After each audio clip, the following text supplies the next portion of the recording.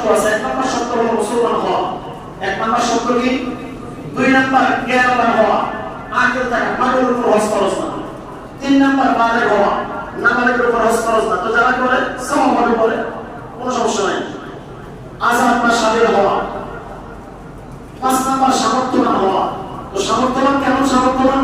গত জুমায় আমরা একটা হিসাব দিয়েছিলাম, মোটামুটি 10 লাখ টাকা যাদের কাছে আছে ঋণ পরিশোধের পরে, যার কোনো ঋণ নেই, ঋণ পরিশোধ হওয়ার পরে যার কাছে মোটামুটি 10 লাখ টাকা আছে তার উপরে হজ ফরজ। 7 লাখ টাকা খরচ হবে হজ সফরে। পরিবারের জন্য 45 দিনের খরচ 1 লক্ষ টাকা লাগবে মোটামুটি। আর 1 লক্ষ টাকা অতিরিক্ত তার কাছে না থাকলে, কারণ হজ সফরে গেলে কিছু খরচ আছে। এই জন্য যার কাছে মোটামুটি ঋণ পরিশোধের পরে 10 লাখ টাকা থাকবে ক্যাশ, 10 লাখ টাকা ক্যাশ টাকা যার কাছে থাকবে তার উপর মোটামুটি হজ ফরজ। এই প্রসঙ্গে অন্য আরেকটা কথা বলে ফেলি। আগামী 2 জুলাই ইনশাআল্লাহ বয়ান হবে এই বিষয়ে। আপনারা যত অনেকে গরু কিনবে বা সিদ্ধান্ত নেবে, যেহেতু সামনে ঈদুল আযহা, কোরবানি কাদের উপর ওয়াজিব? অনেকের এই প্রশ্ন থাকে যে আমার উপর কোরবানি কি ওয়াজিব নাকি ওয়াজিব না। আমার অনেকে এমন আছে, টাকা আছে, অনেক টাকা আছে, ইচ্ছা করে কোরবানি দেয় না। যিনি ইচ্ছা করে কোরবানি দেন না, আমার জন্য হাদিসটা বলে দেই।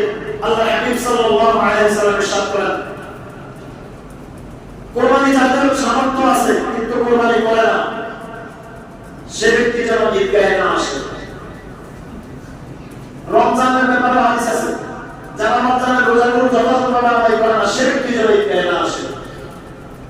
ঈদ করবে রোজাদার, ঈদুল আযহা যিনি সামর্থ্যবান উনি কোরবানি করবে, এজন্য ঈদগাহে আসবে। আর যার সামর্থ্য নাই তার জন্য ঈদগাহে আসাতে কোনো বাধা নেই। আমার সামর্থ্য নেই, আপনার উপরে কোরবানি ওয়াজিব নেই, এজন্য ঈদগাহে আসা আপনার কোনো বাধা নেই।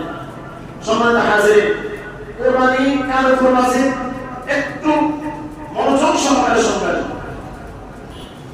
ঋণ পরিশোধ করার পর, পরিবারের ভরণ পোষণ দেওয়ার পর, আবার শোনেন, ঋণ পরিশোধ করার পর, পরিবারের ভরণ পোষণ দেওয়ার পর, যে যে পশু দিয়ে কোরবানি করার নিয়ত করেছেন, কেউ বা গরুর মধ্যে শরীক অংশীদার হবেন, অংশীদারি হওয়ার জন্য যে পরিমাণ টাকার প্রয়োজন, কেউ বা খাসি কোরবানি দিবেন, একটা খাসি কোরবানি দেওয়ার জন্য যে পরিমাণ টাকা প্রয়োজন, ঋণ পরিশোধ করার পর, পরিবারের ভরণ পোষণ করার পর, সেই পরিমাণ অর্থ, সেই পরিমাণ টাকা যার কাছে আছে তার উপরে কোরবানি ওয়াজিব।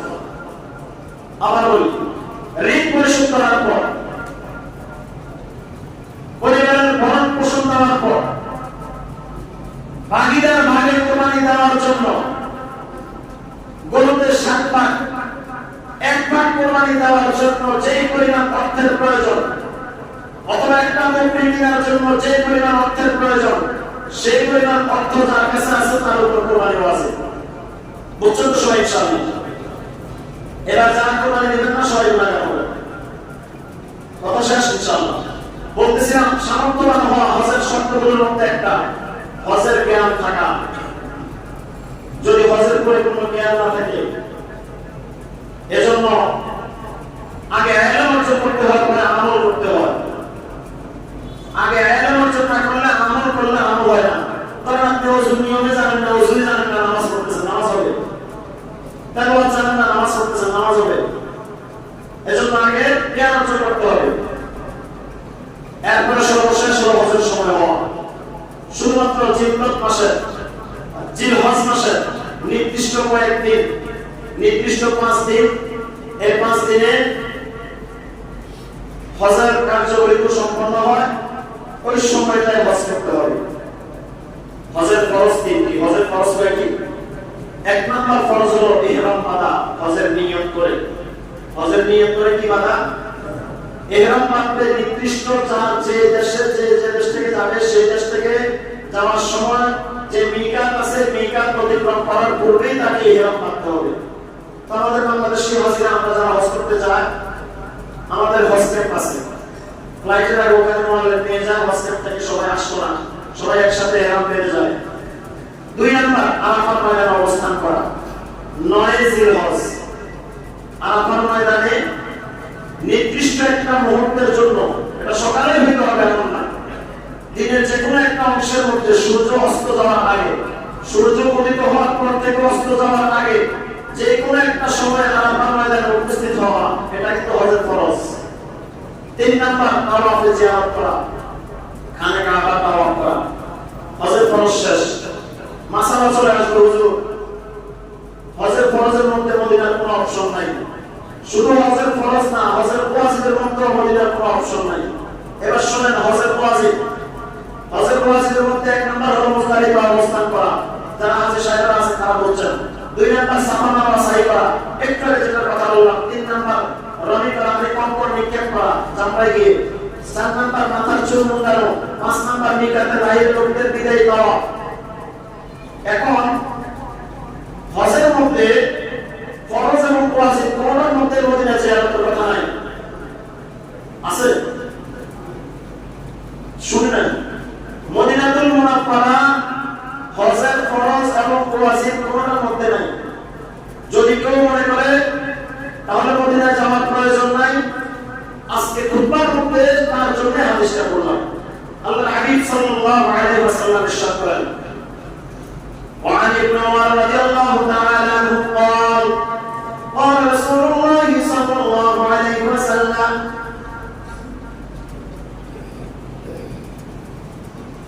من حج فسار قبري بعد موتي كان كمن سار في حياتي। আল্লাহর হাবিব সাল্লাল্লাহু আলাইহি ওয়াসাল্লাম ইরশাদ করেন, মারফু সূত্রে বর্ণনা করেন, যদি কেউ আমার ওফাতের পর মান হাজ্জা ফাজারা কবরি, যে ব্যক্তি হজ করে এবং আমার জিয়ারত করে, বাদা মাউতি, আমার মৃত্যুর পর, আমার ওফাতের পর, কানা কামান সারা ফি হায়াতি, সেজন্য আমি রাসূলুল্লাহ জীবিত থাকাকালীন আমার সাথে সাক্ষাৎ করেছে। সুবহানাল্লাহ। এরপর হাদিস, মান সারা কবরি ওয়াজাবাত লাহু শাফাআতি ইয়াউমাল কিয়ামাহ, যে ব্যক্তি আমার রওজা মুবারকের জিয়ারত করলো, তার উপর আমি রাসূলুল্লাহ কিয়ামতের ময়দানে তার জন্য সুপারিশ করা ওয়াজিব হয়ে যায়। রাসূলুল্লাহর সুপারিশ ছাড়া একজন ব্যক্তিও কি জান্নাতের দিকে একটা কদম বাড়াইতে পারবে? আমাদের যে আমল, এই আমল নিয়ে কি আমরা জান্নাত পর্যন্ত যাইতে পারবো? শুধু তাই নয়, হজের প্রত্যেকটা ফরজ এবং প্রত্যেকটা ওয়াজিব মক্কাতুল মুকাররমাকে ঘিরে। এজন্য আমরা হজ করব মক্কাতুল মুকাররমায়, কিন্তু হজ কবুল হবে মদিনাতুল মুনাফফারায়। হজ কবুল কোথায় হবে? মদিনাতুল মুনাফফারায়। এক জায়গায় হজ করব, আরেক জায়গায় গিয়ে হজ কবুল করাবো। রাসূলুল্লাহ রওজা মুবারকের সামনে যখন কোন মুমিন দাঁড়িয়ে যায়, বান্দার যদি মহব্বত রাসূলের প্রতি পরিপূর্ণ থাকে, বান্দার সেন্সিটিভ থাকার কথা না। রাসূলুল্লাহ রওজা মুবারকের যে লাইন থাকে, সেখান থেকে পুলিশ বাহির করে স্বাভাবিকভাবে কোন মুসলমান আমি দেখিনি নিজে যে বের হয়ে যেতে। রাসূলুল্লাহ এত আকর্ষণ ওখানে থাকে, সারা জীবন শুধু দুরূদ শরীফ বললেন সাল্লাল্লাহু আলাইহি ওয়াসাল্লাম। যখন এই দুরূদ শরীফ চার উপরে পড়লেন, সেই ব্যক্তির সামনে দাঁড়িয়ে যান, সেই ব্যক্তির সামনে দাঁড়িয়ে কিভাবে সে রাসূলুল্লাহর মদিনা মুনাফফারা ছেড়ে মুসলমান আসতে পারে, আমার ফতোয়া লাগিয়ে দেয়। হজ করলে চলবে মক্কাতুল মুকাররমায়, মদিনাতুল মুনাফফারায় যাওয়া লাগবে না। হজ করবেন ঠিক আছে, সবকিছু ঠিক ছিল, ঈমান ছাড়া বাড়িতে আসবে, ঈমান কারণ থাকবে না। যদি এই ফতোয়া কেউ দেয় যে মদিনায় যাওয়া লাগবে না, হজ হয়ে গেছে। এজন্য হজ করবো মক্কাতুল মুকাররমায়, কবুল করাবো মদিনাতুল মুনাফফারায়। হজ করবো মক্কাতুল মুকাররমায়, কবুল করাবো কোথায়? মদিনাতুল মুনাফফারায়। রাসূলের সেই হাদিস, লা ইউমিনু আহাদুকুম হাত্তা আকুনা আহাব্বা ইলাইহি মিন ওয়ালিদিহি ওয়া ওয়ালাদিহি ওয়ান নাসি আজমাইন। ততক্ষণ পর্যন্ত তোর মুমিন হতে পারবা না। কিসের ওয়াজ আর কিসের নামাজ? রাসূল বলে, লা ইউমিন, মুমিন হতে পারবা না। লা ইউমিন, তো কখনো মুমিন হতে পারবা না। কেন মুমিন হতে পারবা না? হাত্তা আকুনা আহাব্বা ইলাইহি, যতক্ষণ পর্যন্ত না তোমরা আমাকে এমন ভাবে ভালোবাসবে, মিন ওয়ালিদিহি, তোমাদের সন্তানগুলো, তোমাদের পিতামাতা, ওয়ালাদিহি, তোমাদের সন্তান, ওয়ান নাসি আজমাইন, পৃথিবীর সমস্ত মানুষের চাইতে আমি রাসূলুল্লাহর প্রতি যতক্ষণ পর্যন্ত তোমার ভালোবাসা বেশি না কাজ করবে, ততক্ষণ পর্যন্ত তুমি মুমিন হতে পারবে না। কিসের নামাজ, কিসের রোজা, কিসের হজ?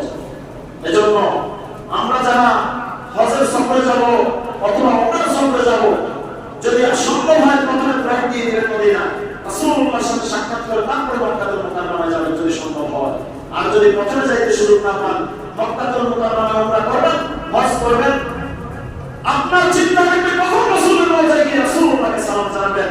আর যদি মহব্বতের টান বেশি থাকে, ফরাইজগঞ্জের মরহুম কৃষ্ণ হুজুরের মতো, ফরাইজগঞ্জের কৃষ্ণ হুজুর যখন হজের সফরে গেলেন, সাথে ওনার নাতি গেলেন, নাতি বললেন বাবা সবসময় তো আপনি শুধু রাসূলুল্লাহর কথাই বললেন, রাসূলুল্লাহর মহব্বতের কথা বললেন, রাসূলুল্লাহর দুরূদ শরীফের কথা বললেন, আপনি তো আজকে আমাকে মদিনাতুল মুনাওয়ারায় নিয়ে আসছেন, এখন তো আপনি মদিনাতুল মুনাওয়ারায় কই আপনার রাসূলকে আমি দেখি না, যদি ভালো লাগে আপনার রাসূলকে দেখান। হযরত কৃষ্ণ করবা মরহুম কৃষ্ণ করবা আল্লাহর হাবিবকে ডাক দিলেন, নাতির সাথে সাথে চিৎকার দিয়ে পড়ে গেলেন। আর ওই নাতি যখন সেন্স পেল দেখলেন না দুনিয়াতে নাই, বলি নাই গালি হয়ে গেল। বিষয় কথা একটু মদিনাতুল মুনাওয়ারায় একটু বড় করেছে জানেন। যদি অন্তরের টান থাকে, রাসূলের প্রতি কলিজার টান থাকে, যদি দরদ থাকে, আসসালাতু ওয়াসসালামু আলাইকা ইয়া রাসূলুল্লাহ বলতে গেলে হবে, নিশ্চয় রাসূলের জবাব শুনতে পাবেন, নিশ্চয় রাসূলের রওজা মুবারকের একটা চিত্র আছে, মাইক্রোফোনটা বলতে হবে চিত্রটা আপনারা দেখবেন ভিডিওগুলোতে, রওজা মুবারকের একটা চিত্র আছে। আমি অনেকবার চেষ্টা করছি এই চিত্রের কাছে যাওয়ার জন্য, একটা নজর দেখার জন্য রাসূলের রওজাটা কেমন ভিতরের অংশটা। যদি সেরকম দিলওয়ালা হন, সেরকম আশিক রাসূল হন, রাসূলের প্রতি সেরকম মহব্বত যদি থাকে, কার মাঝারি ভাগ্যে চলে যায়, সালাম দিবেন তো সাথে সাথে সালামের জবাব পেয়ে যাবে। এজন্য সবসময় রাসূলের প্রতি দিল ভরিয়ে থাকতে হবে, ব্যাকুল থাকতে হবে। আমি কখন রওজা মুবারকে যাব, কখন রাসূলকে সালাম জানাবো, কখন জান্নাতুল বাকিতে ঢুকবো, কখন আমি রাসূলুল্লাহর রওজা মুবারকের সেই গ্রামটা নিব। মদিনাতুল মুনাওয়ারায় যাওয়ার পর মানুষ সর্বপ্রথম দৌড়বেন মদিনাতুল মুনাওয়ারায় মসজিদ নববীর দিকে, মসজিদ নববীর দিকে দৌড়াইয়া প্রথম তো কিছু বুঝি নাই, ডিসিদের রওজা মুবারকের দিকে পুলিশ হাঁটতে এখন ঢুকা যাবে না, তো কখন ঢুকা যাবে? পরে ফজরের নামাজের সালাম ফিরলাম, আর একটা দৌড়ের আওয়াজ শুনলাম, কি হয়েছে? বলে রওজা মুবারক ঢুকার নাই, এক দিলাম রওজা মুবারক ঢুকার নাই, গেট লেখা আছে সাইয়েদনা আবু বকর রাদিয়াল্লাহু তাআলা আনহু নাম গেট, ওনার নামে গেট, এই গেট দিয়ে সবাই ঢুকতে হয়, এই গেট দিয়ে রাসূলের রওজায় যেতে হয়। ওখানে ঢোকার পর আর নিজেকে ঠিক রাখতে পারি নাই, একবার রাসূলের রওজার দিকে তাকাই, আরেকবার পিছনের দিকে ঠেলা, সামনের দিকে ঠেলা, চতুর্দিক থেকে ঠেলা, একটা ঠেলা সহ্য করি, আবার রাসূলের রওজার দিকে তাকাই, ওখানে কোনো মানুষ স্থির থাকে না, চোখের পানি নাই এমন কোনো মানুষ থাকে না। আশিকগুলো এমন চিল্লা দিয়ে ওখানে দেয়, আশিকগুলো ওখানে এমন চিল্লা দিয়ে দেয়, ইয়া রাসূলুল্লাহ এমন জোরে বলে, আসসালাতু ওয়াসসালামু আলাইকা ইয়া রাসূলুল্লাহ এমন জোরে ওখানে বলে, আশিকগুলো দেখলেই ছিঁড়ে যায় যে আশিক আছে।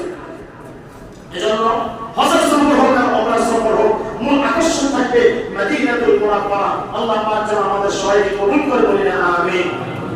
সম্মানিত হাজিরিন, হজের সফর অথবা ওমরার সফরে দোয়া কবুল হওয়ার কিছু জায়গা আছে। সংক্ষেপে বলে যায়,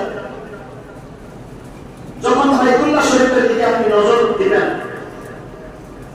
যে কোনো সময় আপনি প্রথমে ঢুকবেন, প্রথম নজর ওখানে একটা ফজিলত দেখেন। মক্কাতুল মুকাররমায় যখন আপনি মসজিদে হারামে ঢুকে যাবেন, ঢুকে যাওয়ার পর খানে কাবার দিকে কোন মুসলমান যতক্ষণ তাকাইয়া থাকবে, কোনো কিছু মুখে বলার দরকার নেই, শুধু তাকাইয়া থাকবে।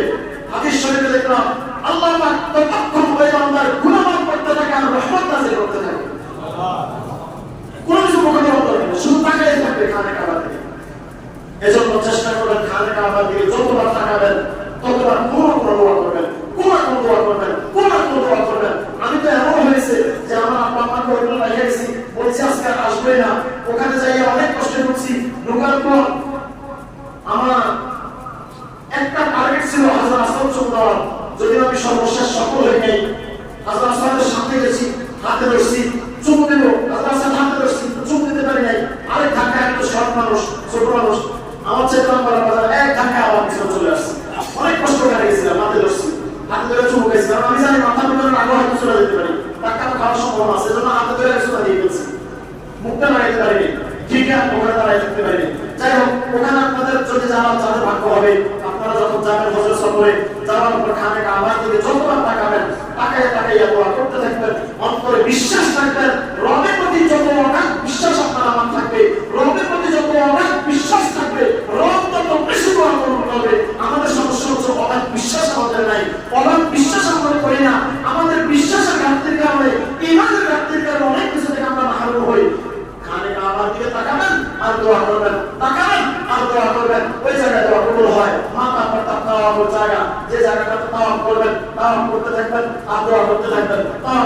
থাকবেন, দোয়া করতে থাকবেন, দোয়া কবুল হবে। মিজানুর রহমতের নিচে দোয়া কবুল হবে। বাইতুল্লাহর অভ্যন্তরে, বাইতুল্লাহর চতুর্পাশে দোয়া কবুল হবে। জমজম পুকুরের নিকটে দোয়া কবুল হবে। মাকাম ইব্রাহিমের পিছনে দোয়া কবুল হবে। মাকাম ইব্রাহিমের দিকে যেখানে নামাজ পড়বেন, সাফা পাহাড়ের উপরে সেখানে দোয়া কবুল হবে। সাইদুল আসমান যে জায়গাটা তো রাইবেন সাফা মারওয়া, এই জায়গাটাতে দোয়া কবুল হবে। আরাফার ময়দানে দোয়া কবুল হবে। মারওয়া পাহাড়ের উপরে দোয়া কবুল হবে। আরাফার ময়দানের ব্যাপারে একটা হাদিস রাসূলুল্লাহ সাল্লাল্লাহু আলাইহি ওয়াসাল্লাম ইরশাদ করেন, যদি কেউ এই সন্দেহ করে যে আরাফার ময়দানের দোয়াটা কবুল হয়েছে কিনা, তার কবুল হবে। কেউ যদি একটা সন্দেহ করে যে আমি আরাফার ময়দানের দোয়াটা কবুল হয়েছে কিনা, এই সন্দেহ করলে তার কবুল হবে। এর মানে আরাফার ময়দানের দোয়া কবুল হবে, মুজদালিফার দোয়া কবুল হবে, মিনায় দোয়া কবুল হবে, জামরাতের নিকটে দোয়া কবুল হবে, হাতিমের নিকটে দোয়া কবুল হবে, হাজরা আসওয়াদ দোয়া কবুল হবে। মসজিদে নববীরা যেখানে 9 জিলহজ, যেখানে আরাফাত ময়দানে যিনি হযরত খুতবা দিবেন, সেই মসজিদে নববীরা, সেই মসজিদে নববীরা দোয়া কবুল হবে। যেখানে যোহর আসর একসাথে এক আযান দুই ইকামতে একসাথে দুই রাকাত নামাজ যেখানে পড়া হয়, সেই মসজিদে নববীরা দোয়া কবুল হয়। আল্লাহ পাক যেন আমাদের প্রত্যেকের জীবনে অন্তত একবার হলো হজ্জে বাইতুল্লাহ নসিব করে, সবাই বলি আমিন। ওয়া আখিরু দাওয়ানা আলহামদুলিল্লাহি রাব্বিল আলামিন। আসসালামু আলাইকুম ওয়া রাহমাতুল্লাহি ওয়া বারাকাতুহু।